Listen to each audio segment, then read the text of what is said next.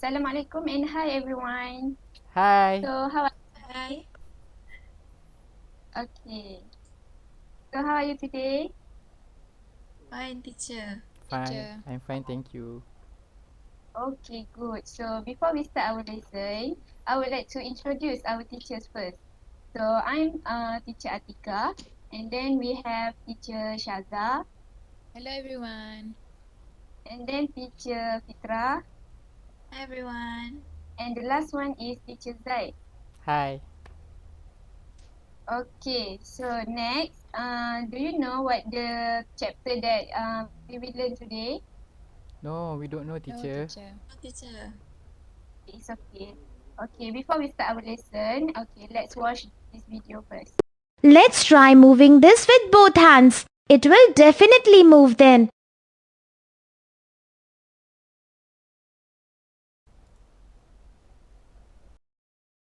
Now you can keep these 5 bricks in a line on this plank.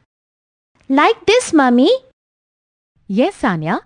Can you see any impact of these bricks on the wooden plank? No, it looks the same as before.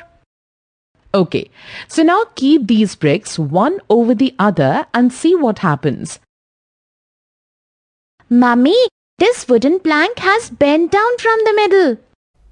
Okay, based on these two videos, what you can observe?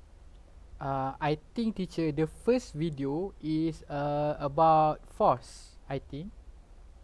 Yes, it is about force. Okay, for next, second video, what you can observe? But I think it's about pressure, teacher. Okay, yes, it is about pressure. So our chapter today is chapter 8, which is force and pressure. So, do you know what is force and pressure?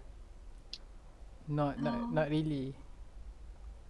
Okay, force adalah tarikan atau tolakan yang dikenakan kepada sesuatu objek.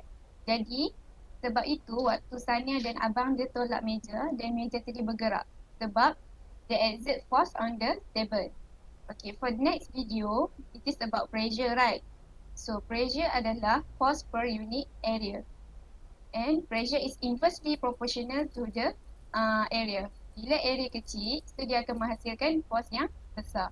Okay, that's why brick tadi bila disusun secara bertingkat, so dia akan menyebabkan plank bend ke bawah sebab pressure dia tinggi. Okay, faham? Faham. Okay, sebenarnya force dengan pressure ni ada je dekat sekeliling kita. Macam kita berjalan, kita berlari, pun ada force and pressure. Okay, even kita duduk diam macam ni pun ada force and pressure. Okay, itu cuma general overview about force and pressure. But today we will learn more detail about pressure, which is pressure in plate. Okay. So, before we start our lesson, I would like to introduce our learning standard, which is at the end of this lesson, students should be able to explain the concept of pressure in fluid and in an enclosed system, and then communicate about the application of Pascal principle. And the last one is explain the relationship between the fluid and fluid velocity and pressure. Okay, next I will pass it to the teacher Zaid. Okay, so first of all, we'll be learning about pressure in enclosed system. In order to comprehend that, first we need to know what is the meaning of closed system. So, what is a closed system? First thing, we need to know that a closed system only allow a transfer of energy but no transfer of mass. Okay, in order to comprehend, I want to differentiate, I want to compare with two other systems which is open and isolated. Okay, so open system, a system which can allow both energy and mass. Okay, closed system only allow energy, but open system allow both. So for example, a cup of coffee with no lid, open. Okay, so we can see that there are steam coming out from the coffee. So we can see that steam is the evaporation of liquid into gas. So there is transfer of mass. Okay, but also there is transfer of energy, which is heat from the coffee into the container. So both mass and energy is transferred. So we call that an open system. And then we go to the isolated system. Next slide. Okay, this is an example of isolated system. So this is a picture of thermal flask. So have anyone ever used a thermal flask before?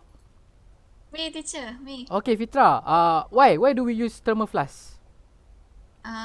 To prevent heat loss, teacher. Yes, exactly, to prevent heat loss. So when we go on a camping or on a long journey, we want to bring hot water with us. Okay, so the one of the way is using thermal flask, because when we carry thermal flask, the water will still be hot when we reach our destination. So this simply meaning that isolated system allow neither energy or mass across the border. So there's no transfer of heat, no transfer of mass during the system lah, in the system. Okay, closed system only allow energy transfer but not transfer of mass. So if you can understand the difference between these three system, we gonna continue our lesson into liquid lah. So the pressure of liquid in an enclosed system.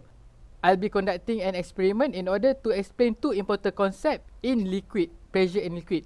First is the pressure exerted by liquid increase with depth, and the second one, liquid exert the same pressure in all directions at a given depth. For the first one, what I want you to understand that pressure and depth is directly proportional. So when we increase the pressure, when we increase the depth in the container or any other parts of water, pressure will also increase. Okay, moving on to the video. You will be needing a pencil, plastic cups, and a jug of water. So the first thing you need to do is to puncture holes at the water cup at 3 different heights with 1 inch gap.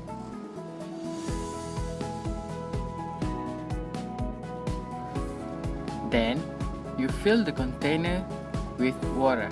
Observe the distance from the water cups that the water jet comes out of each hole.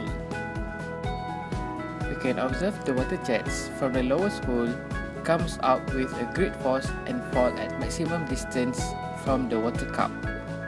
However, from the topmost hole, water jet falls at the most minimum distance from the cup. We can conclude that water exerts pressure on the water cup and pressure increase with depth. We can say that pressure and depth are directly proportional. In the next step, punch hole at the side of cups at the same level.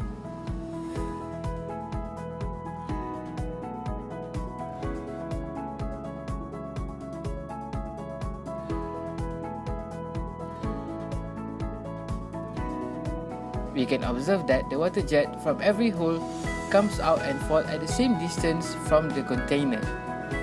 From this, we can conclude that pressure of a liquid at a given depth is the same in all directions.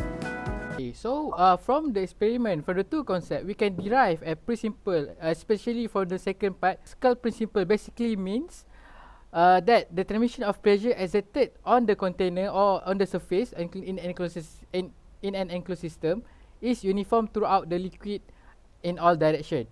Okay, so in order for you guys to have a clear more understanding, I want to use hydraulic system principle of operation. So the same thing, just the same thing as just now. The hydraulic system works on the principle of Pascal law, which says that the pressure in an enclosed system fluid is uniform in all direction. Okay, so basically it is used to produce a bigger output using a minimum output. So usually where we use this is when we want to lift a heavier load, such as car or something, by using minimum force. Okay, so we're going to look at some graphic. So this is example of Pascal law. As the graphic, we can see there is two piston, A1 and A2. So I want to ask someone, which one, what is the difference between A1 and A2 piston? Teacher. Okay. Okay, A1 is a small piston. Okay. A2 is a larger piston. Okay, that is correct. So as we can see, as you can observe that A1 has a smaller surface area for the piston and A2 has a larger one. So the difference in the surface of size will produce a different amount of force exerted on them, the output. So usually in the piston we use water and oil, as water has no fixed shape and they cannot be compressed. Okay, so we are gonna going to the operation of Pascal principle, the formula. So that's all from me. Thank you. Okay, hello everyone. So I'm gonna continue with the formula of a Pascal principle. So this is the formula, which is the pressure at a small piston is equal to the pressure of the large piston.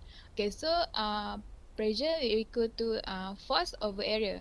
So for the small piston, it will be a input force, which is with the input force, and then we over with the area of small piston.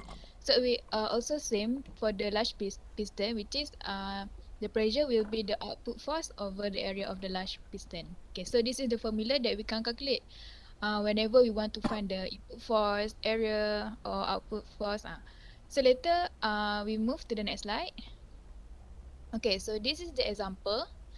Okay, the example of the question. So here, they already give us the input force, which is, you can see at the small piston, it has 10 Newton for the input force. Okay, and then for the area of the piston at the small piston, it already give us 2 centimeters squared. Okay, and now it doesn't have the output force. So for this question, we need to find out the output force. And then they also given area of piston, the larger one, which is the 100 centimeters squared. So right now we just only insert to the formula and where we can find the output force. So when we want to calculate, just calculate 10 Newton times with 100 centimeters squared over 2 centimeters squared. So the answer will be 500 Newton. Okay, so this is the simple formula that you can use for this Pascal principle. Okay. Okay, so right now we move to the next part, which is the application of the Pascal principle. So it have three of application. So firstly is about the hydraulic jack system.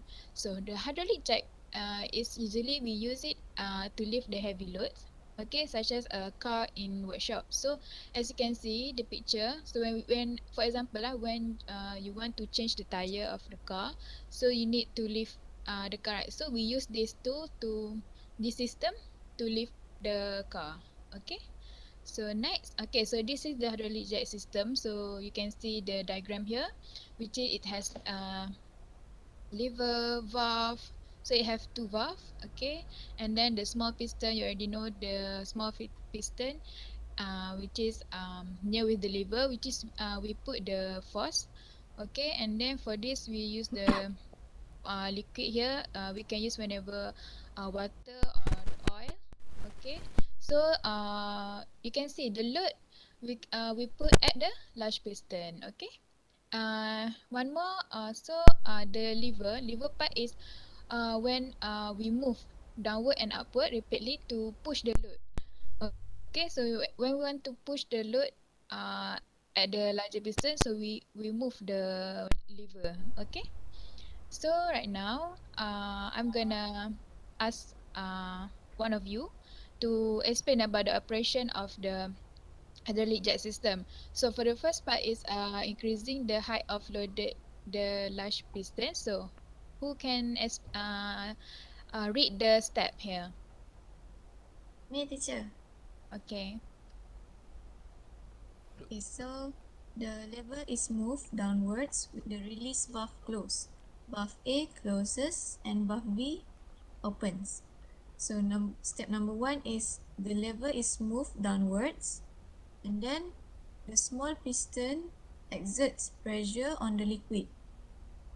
And then the liquid will transmit its pressure to the loaded large piston and pushes it upwards. So the large piston will rises. Okay, good job. It's correct. Okay, next. For the part B, which is to maintaining the height or position of the large piston. So anyone can explain it? Can I, teacher? Okay. Okay, so first, lever is moved upward, and then liquid from the reservoir flows below the small piston through the open valve A, and then a constant liquid pressure is exerted on the large piston to maintain its position. And lastly, position of large piston is maintained. Okay, it's correct. Good job, Zaid. Okay, next. For last part. So the last part is when we want to lowering the large piston back to its original position. So anyone for the last part? Me teacher. Okay, you can try. First, release the valve is open. Then second, the loaded large piston exert pressure on the liquid beneath it. And the last one is the liquid follows back into the liquid reservoir through the release valve. Okay, good job. Good job, everyone. Okay, next. Um, okay, so for the last part, let's watch this video. So this video is about the animation of this hydraulic jack system. So you can see um how it's shown here. So you can play.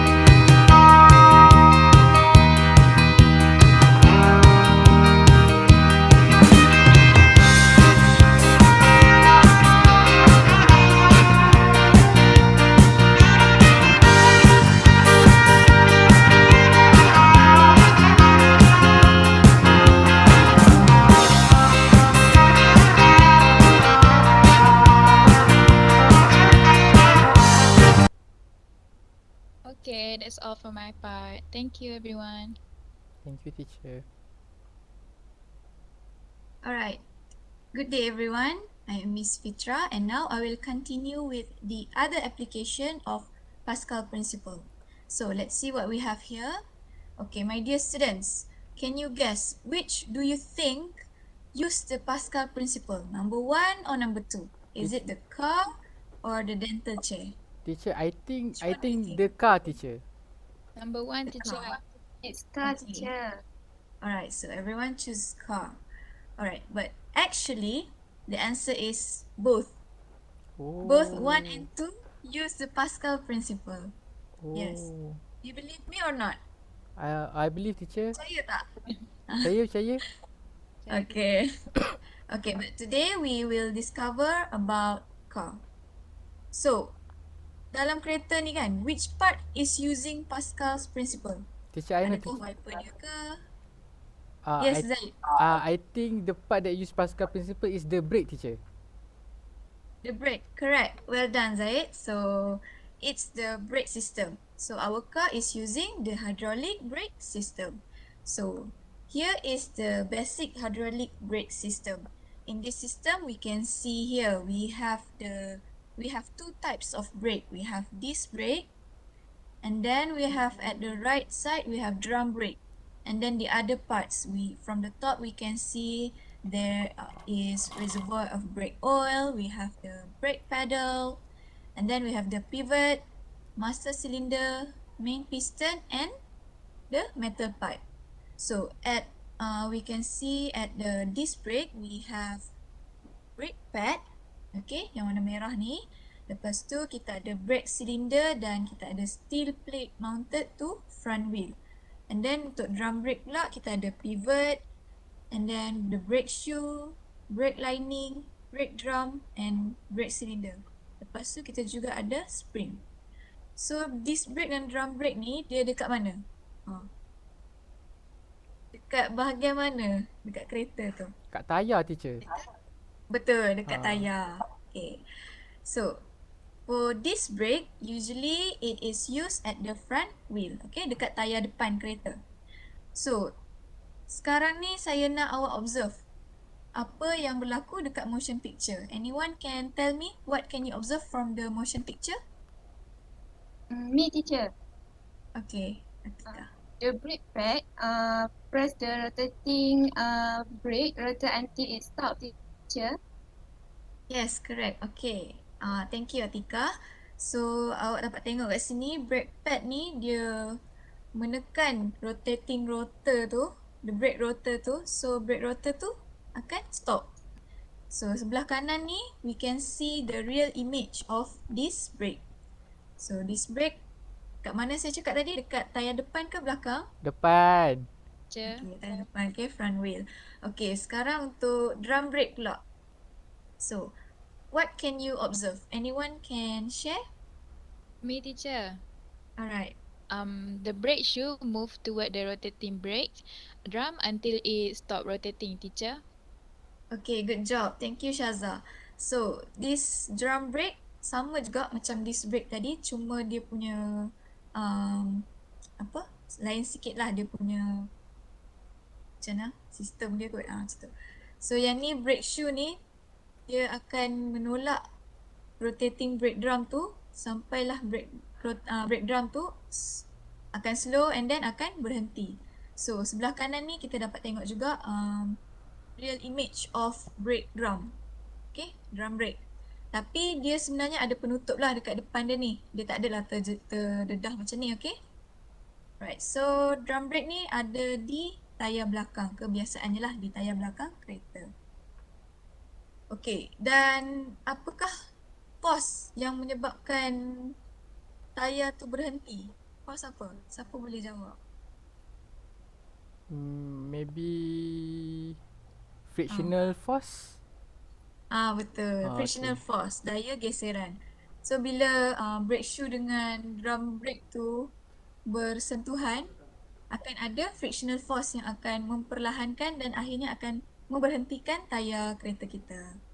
Okay, now the crucial part is macam mana Pascal principle tu diaplikasikan? Kata hydraulic system. Tak ada pun air semua kan?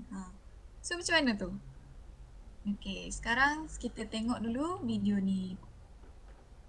Okay, video ni akan explain macam mana kita punya brake system menggunakan hydraulic system. Okay, kita tengok ya. Here's a simplified diagram of a hydraulic brake system, and this is similar to the brake system you would have in a typical car. This is a side view, and this is the brake pedal over here on the left side. So when you stomp on the brakes, you're exerting a force here with your foot. This end right here, this is a metal rod right here, and this end of it up at the top is fastened in place. So that's like a hinge right there, and this can pivot around that hinge. So when you stomp on the brakes, a force is exerted on this piston right here, and it's pushed in this direction. And this is a cylinder. Right here, this is just a cross section of a cylinder, and it's called the master cylinder. It's part of the braking system. And inside there is the brake fluid, and I'll color it in red here. This is a fluid inside the cylinder, and it really is red in most cases. And it runs through this tube right here. This is an inflexible tube. It's bent all around, but it's not, it bends around and travels over here to the tires, but it's not elastic, so it doesn't stretch. When you stomp on the brakes, the tube doesn't expand any.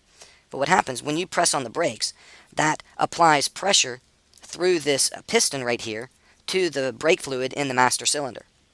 And because Pascal's law tells us that the additional pressure is transmitted equally to all parts of the fluid, all through the brake lines, and down in here in this mechanism, the pressure in the fluid increases. Now over here, these are two tiny little pistons here. And the fluid here, under higher pressure, pushes them out. So there's an outward force here on those pistons.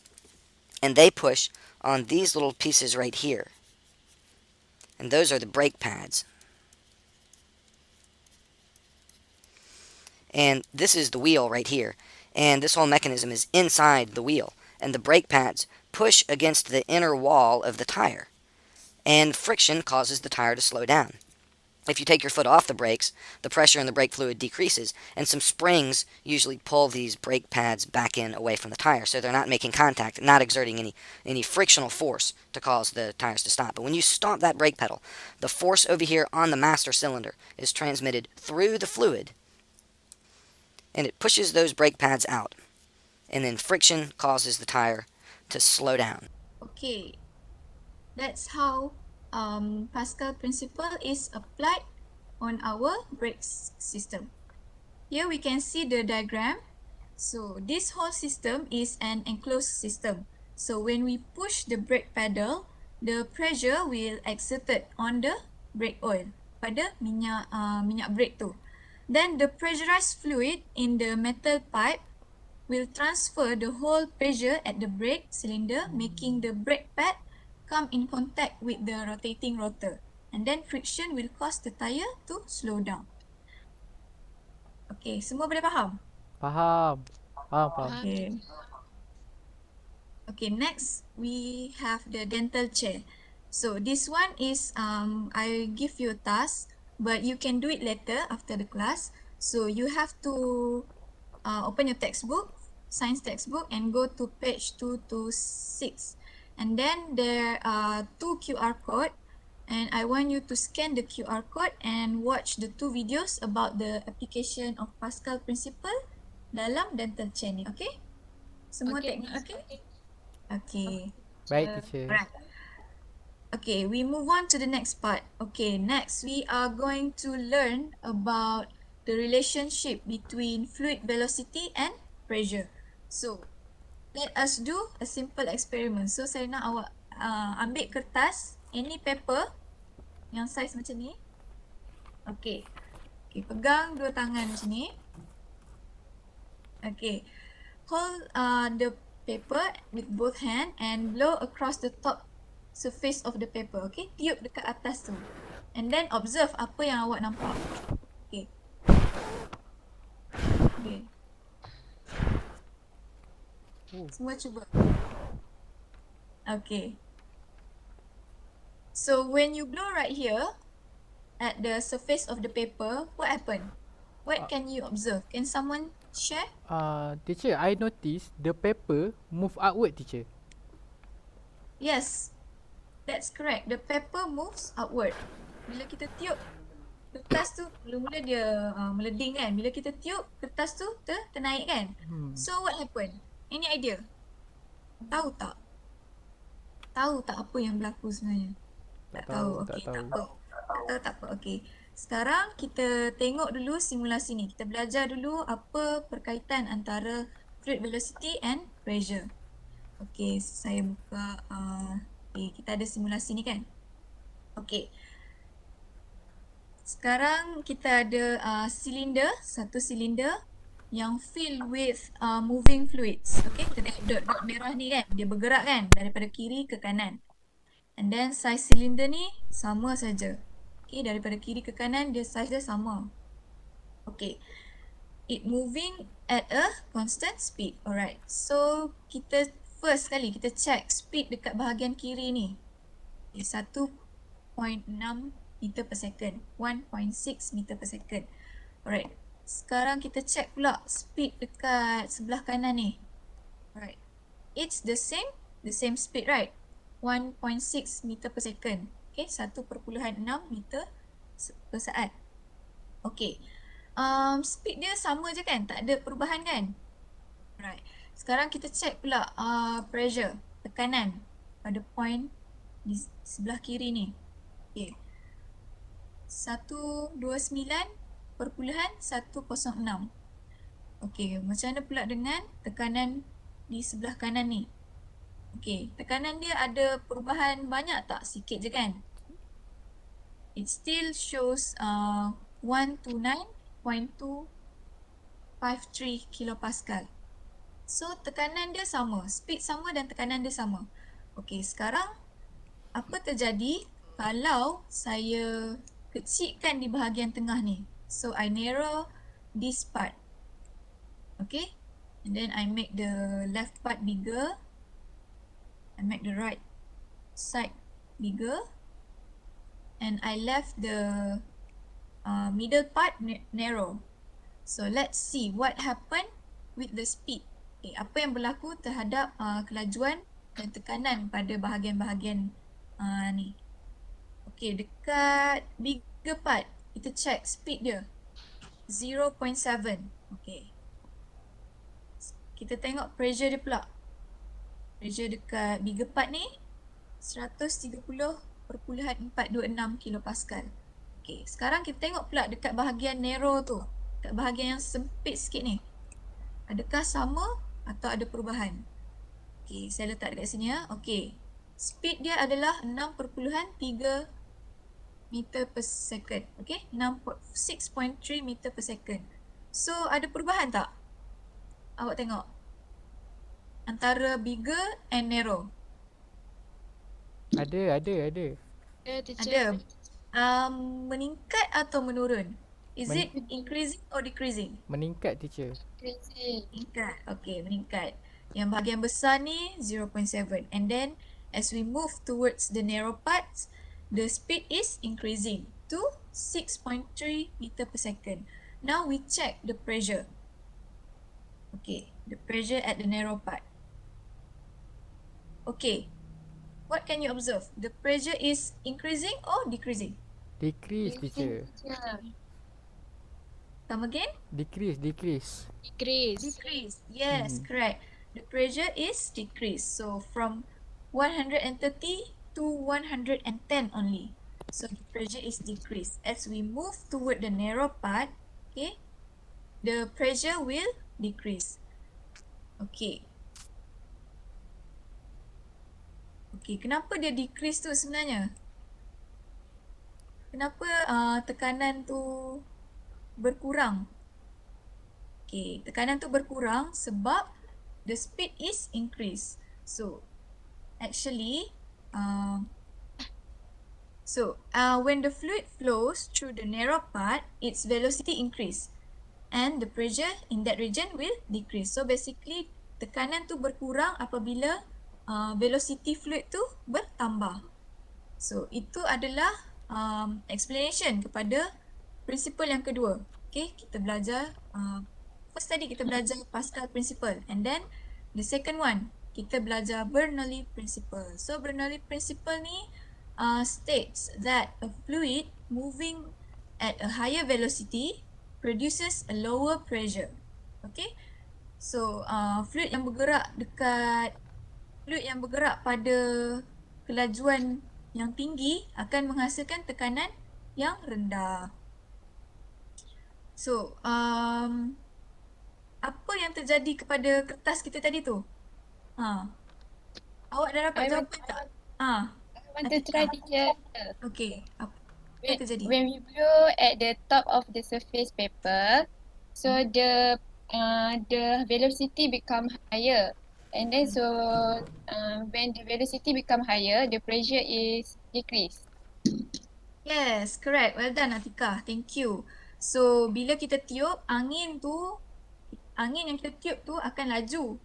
Bila angin laju di atas permukaan kertas tu, tekanan dia akan decrease, berkurangan tekanan dia. So, bila tekanan di atas kertas tu berkurangan, tekanan yang tinggi di bawah kertas tu akan menolak kertas tu naik.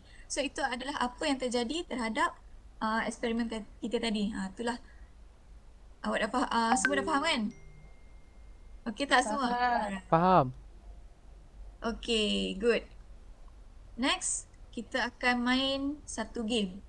Okay, game ni Bamboozly game. Okay, akan ada 3 team. Saya dah assign kan? I have already send the link, Discord link on our WhatsApp group. So, I want you all to join the link that you are assigned. Okay, we have 3 link for 3 team. Okay, team 1, siapa team 1? Okay, teacher. Okay, team Shaza. And then team 2, Saya teacher. team Zaid kan? Okay, betul. good. And team 3, team Atika. Okay. Yes, teacher. Okay, nanti dalam game ni saya nak awak pilih satu number. Okay, wakil team akan pilih satu number, and then a question will appear. Okay, soalan akan keluar. And then I want you all to discuss the questions with your teammates on Discord. Okay, dalam Discord tu awak boleh sembang. Orang lain takkan dengar. Okay, semua dah pandai kan guna Discord? Kita dah belajar itu kan? Alright, good.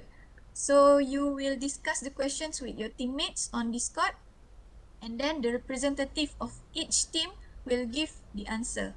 Right? So correct answer will get points, and then wrong answer will lose point. Okay, ini kita main suka-suka sajalah. Okay? Okay, kita start. Sekejap saya setting dulu. Okay. Okay, semua dah ready? Dah Are you ready, guys teacher. ready? Yes, teacher. Alright, we Yes, start with teacher. okay. Discord semua okay? Tak ada masalah. Okay, okay. Okay. Okay. Alright, we start with team 1.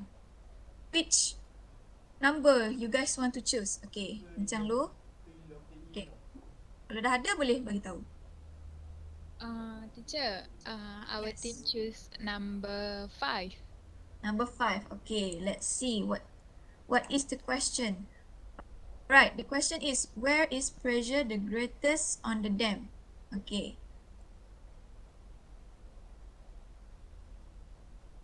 Manakah tekanan yang paling tinggi dalam dam ni? Pada dam. The answer is D, teacher. D. Okay, let's check the answer. Yes, correct. Well done, team 1. Okay, you will get points. Okay, congratulations. You get 5 points. Alright, now team 2. Okay, ya, teacher. Which do you want to choose? Okay, korang nak nombor berapa? Okay, my team one number 1, teacher. Number 1. Alright, Yes, let's number 1. see what's the question. Alright, Bernoulli's principle states that kita baru je belajar. Okay. Okay, baru belajar. Okay, sekejap Okay. Okay, so when the velocity of a fluid increase, the pressure decrease, teacher. Alright, let's check. Yes, correct. Okay. Zaid, well done. And the team, okay? When the velocity of a fluid increases, its pressure decreases. Okay? Alright. Okay, dapat 10 points. Alright. Team 3. Nak pilih number apa? Our team choose number 8, teacher. Number 8. Okay, let's see the question. Alright, no question. Okay, lucky. Betul. Okay, dapat ambil 25 poin. So, team awak nak ambil poin daripada team 1 ke team 2? I guess team 1, teacher. Team 1. Okay, sorry team 1. Okay, team 3 nak ambil poin awak ni sebanyak 25 poin. Awak ada 5 poin je. So, awak punya poin akan negatif. Okay, tak apa. Masih ada soalan lagi. Sorry, team 1. Alright. Alright, team 1. Nak pilih nombor apa pula? We agree to choose number 6, teacher. Number 6. Alright. Let's see the question. Alright. A girl is blowing air between two balloons. The pressure between the two balloons will? Seorang kanak-kanak perempuan meniup di antara dua belon. So tekanan pada di tengah-tengah belon tu jadi apa? Increase or decrease? Decrease, teacher. Decrease. Alright, let's see. Okay, well done team 1. Okay, awak dapat 10 points. Kan? Tadi negatif 20 kan? Okay. Yeah. Kita kumpul lagi soalan lain. Okay, team 2. Okay, tadi kita orang dah bincang-bincang. We want question number 2, teacher. Number 2. Okay. Okay. Tengok Okay, awak menang 25 point. Okay, congratulations. Okay, lucky lah. Okay. Okay, now team 3. Our team choose number 9, teacher. Number 9. Okay, let's see. Alright, the manipulated variable in the experiment as the picture is? Okay, apa pemboleh ubah yang dimanipulasi? Bincang dulu. It is a depth, teacher. Depth. Okay. Okay, correct. Well done. Ketinggian dia kan. Lubang yang bawah sekali tu jarak dia daripada permukaan meja tu lebih kurang. Dan yang tengah tu ada tinggi sikit. Yang paling atas tu lagi tinggi. So, dia punya manipulated variable is depth. Alright. Okay. Okay. Now, team 1. Aduh. Negatif ni. We choose number 3, teacher. Number 3. Okay, kita tengok Okay. What type of substance does Pascal's principle deal with? So teacher, our group will answer fluid, teacher. Fluid. Okay. Yes, correct. Well done, team 1. Okay, awak dapat 10 points. Okay, dah tak negatif dah. Alright, team 2. Tinggal 2 soalan je. Tinggal duduk soalan. So, jap. Okay, we want number 4, teacher. Number 4. Number 4. Alright. Okay, you guys win another 20 points. Oh my god. Betul lah team 2 ni. Itulah. Ke awak dah hack saya punya laptop ni? Tak ada lah, teacher. Tapi yang Okay. team 1 tu macam tak jawab apa-apa, teacher.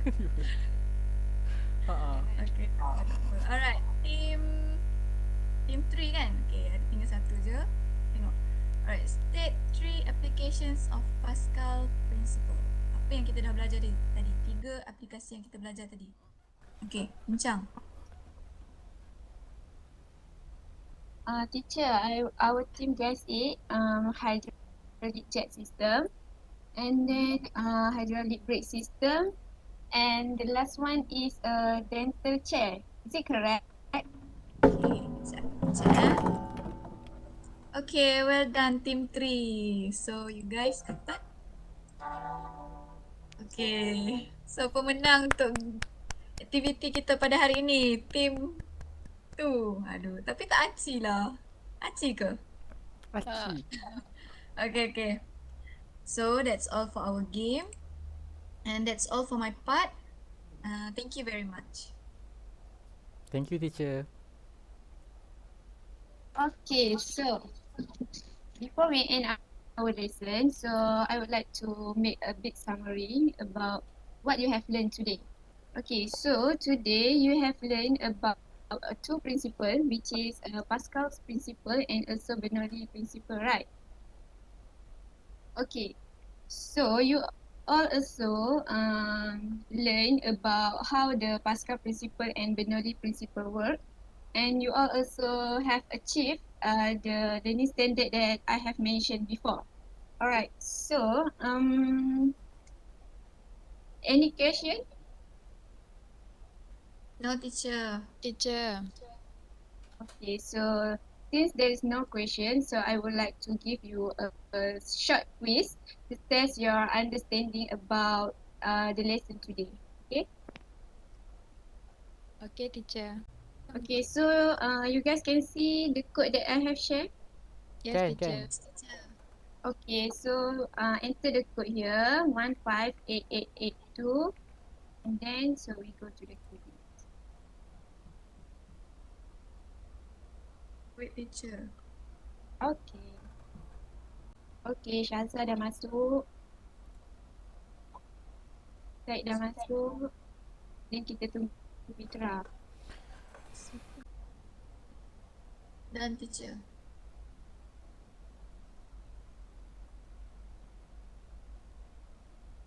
Alright, so let's go now.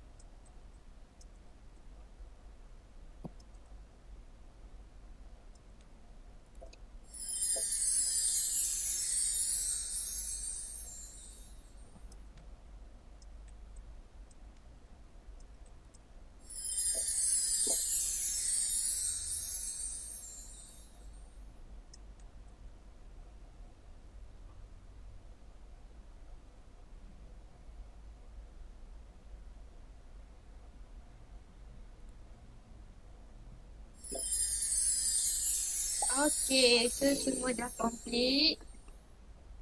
Pemenang dia Shaza. Yay. Tahniah Shaza. Thank you, teacher. So before we end our lesson today, so I would like to give you a homework. So in your textbook, summative practice 8, page 232, please answer all the question given and then submit to me before next class, okay? Okay, Okay, teacher. teacher. Okay, teacher. Okay, that's all for today. Thank you everyone. Okay, Thank thank you, you guys. teacher. Yeah. Bye. Bye.